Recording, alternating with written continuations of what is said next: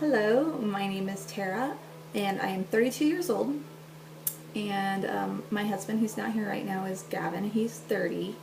This is my first blog ever, but also my first blog about our infertility potential, trying to conceive journey.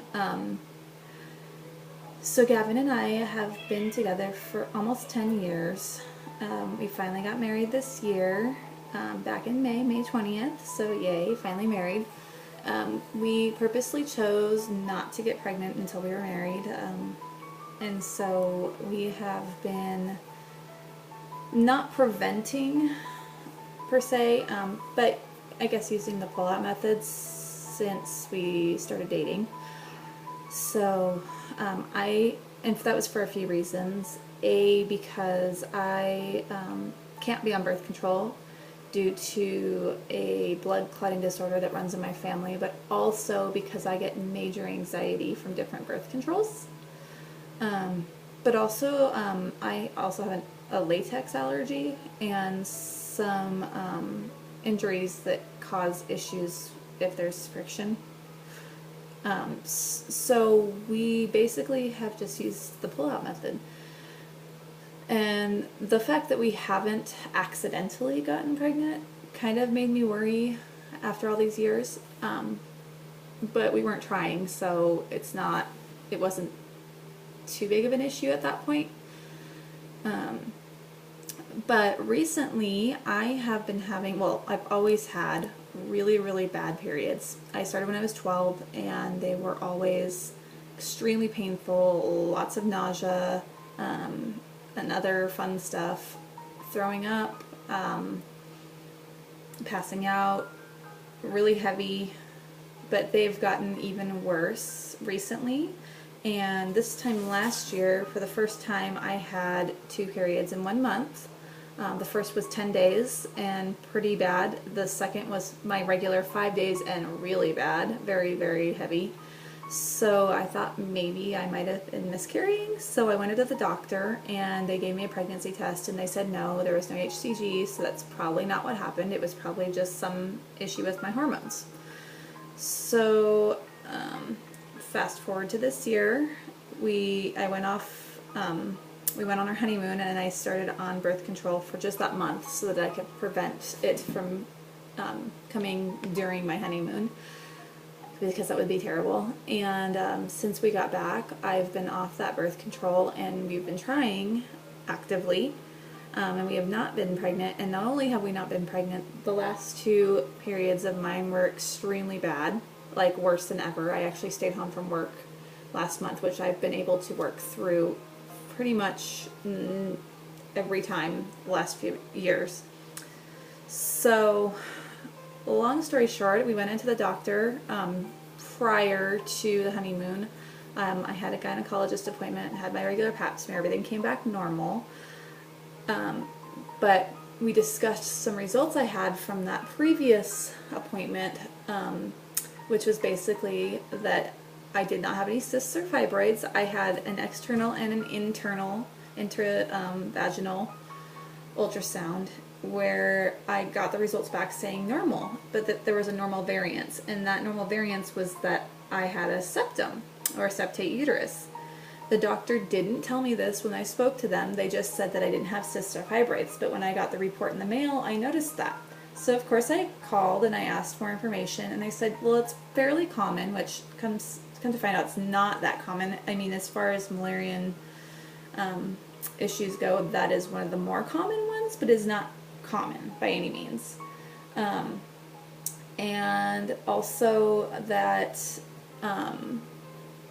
this could be the reason why I'm having issues, which is interesting, because you'd think that since that's what I went in for, that they would have brought that up when I called, saying that could potentially be why my periods are so heavy and why they're off schedule, and maybe also why we haven't conceived even accidentally in 10 years. So I also suspect that I have endometriosis. None of my gynecologists over the years have ever suggested it, despite the fact that I've been in so many times for other issues, multiple issues, pain during intercourse. I've got really heavy periods, including extremely large blood clots or moments of gushing, basically. Hi, that's my cat's tail. Bleeding through super plus tampons way faster than I should be. And this is my cat who is torturing me right now. And that's Felix. And anyways, long story short, I think I'm going to have some issues conceiving. I'm going to start doing my temperature every morning to try and pinpoint when and if I ovulate, because we don't even know if that's the case. And yeah, I guess just kind of a precursor to us actually trying. So I just kind of want to keep track of our journey. I think it might be interesting and maybe educational to people who have similar problems. Luckily for us, we have found out about the uterus prior to even attempting to conceive. So we know that it is a high-risk issue and that really I should have surgery before we even try. But we've been trying naturally because I've seen some positive results from people getting pregnant and able to go full term even with a septate uterus. And I'm talking a full septum, which actually separates the entire uterus. I suppose I should probably quickly go over what a septate uterus is. And what it is most of us have a uterus that is like a triangle. It's like, can't even do it, flat on the top and then triangular on the bottom like that. So when you have a bicornuate uterus, you have a uterus that's kind of heart-shaped. So the top of your uterus, the uterine wall, just dips down. With a septate uterus, you actually have a septum that goes all the way down through your uterus. Well, not always all the way down, because some people have a longer septum than others. It could just be a very short septum that only separates a portion of your uterus, so maybe halfway down or a quarter of the way down. Or you could have a very long septum that goes through the entire uterus, sometimes even through the cervix and down through the vaginal canal. I don't know how big mine is. We still have to do a sonohystogram to determine that, and I'm working on getting that appointment now.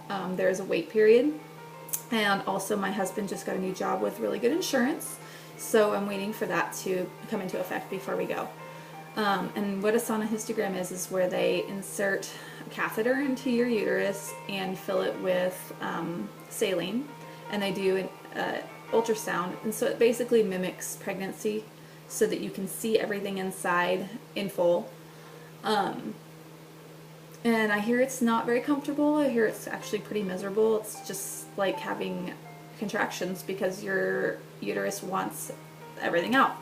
So I'm not really looking forward to that, but I am looking forward to knowing how long my septum is. I guess, because of all the issues I've been having, that it probably is at least to the cervix, if not further. But I guess we'll find out when the time comes. So anyway, I hope I didn't confuse you all with that, and I hope everybody kind of understands where we're starting from. And I'll try to do this weekly until I get a little bit more information about when we can actually really go ahead and start trying. I anticipate needing to have surgery before that happens, but we're going to try casually until then to do it naturally. The issue is that should we conceive, sometimes we can have an issue with room for growth because of the septum. You either the egg cannot implant on the septum wall, which is, it's not very vascular, so it doesn't have the blood flow that it needs to give life to your baby. There's my cat's tail again. And also the other issue is there may not be room for that baby to grow full term. I think only 1% of women who have this septate uterus condition are able to conceive and carry to full term. So chances are we're not going to be able to do this naturally, but it's worth a shot. So I guess that's all I have for you today, and I hope that you enjoyed this. I look forward to hearing from you soon, or talking to you all again soon, and I hope that maybe I'll get better at this whole vlogging thing other than just talking to you like I'm talking to somebody on the phone. All right, well, you have a great day, a great Friday, and God bless.